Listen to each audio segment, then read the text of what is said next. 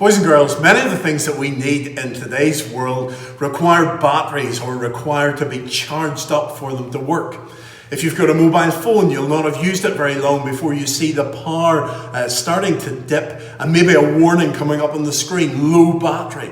And you need to find somewhere to plug it in and to charge it up so that you can keep using it again. There's all sorts of things that we have that need batteries, laptops as well. You need to keep them charged up if you're going to use them. I remember once, not so long ago, buying a little vacuum cleaner. You know, one of those handheld ones that you see advertised, and you can use it anywhere to vacuum up the dirt. And the person who sold it to me said, this vacuum cleaner has a very special feature. It has a very good point and it has a very bad point. And I said, well, what's the good point and what's the bad point? And he told me they're both the same thing. The bad thing is, the battery in your vacuum cleaner is only going to last 10 minutes. And I said, okay, if that's the bad thing, what's the good thing about it? And he says the battery in your vacuum cleaner is only going to last 10 minutes. You're only going to be able to vacuum for 10 minutes at a time. And what a great feature that is. Imagine if you're going to start doing the cleaning and the vacuuming and you can only do it for 10 minutes and then you have to stop because you need to charge it. Great feature in a vacuum cleaner. The one that we've replaced it with lasts far too long and you never run out of battery, which is no good. Today we're thinking about the Holy Spirit.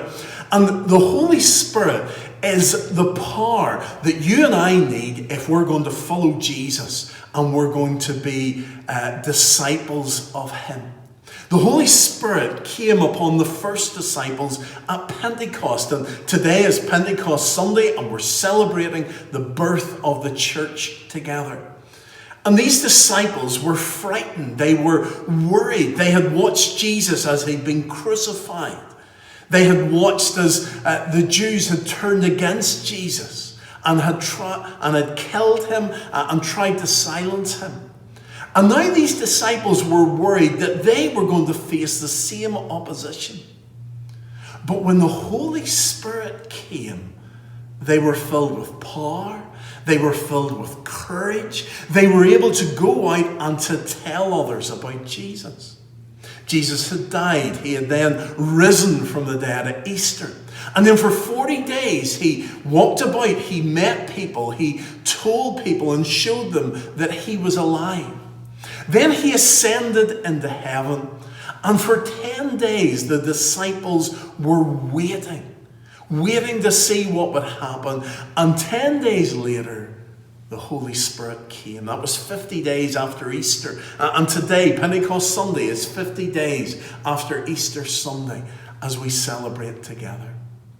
So at times, if you're worried, at times, if you're not sure how you're going to follow Jesus, how you're going to live for him, what you're going to say for him, what you're going to do for him, remember that the Holy Spirit has filled us. That the Holy Spirit is living in us.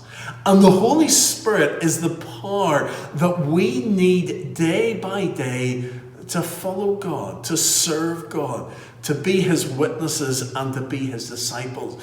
And the wonderful thing about the Holy Spirit living in us is that his power never runs out. We never have to run and find a power socket. We never give up because we've run out of power.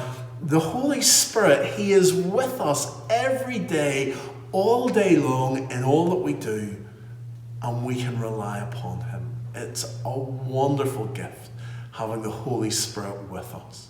So let's thank Jesus. Let's worship him together that he has given us his Holy Spirit. And we're going to sing a wonderful little chorus now. I want to see Jesus lifted high, that Jesus would be glorified, and that his name would be above all others.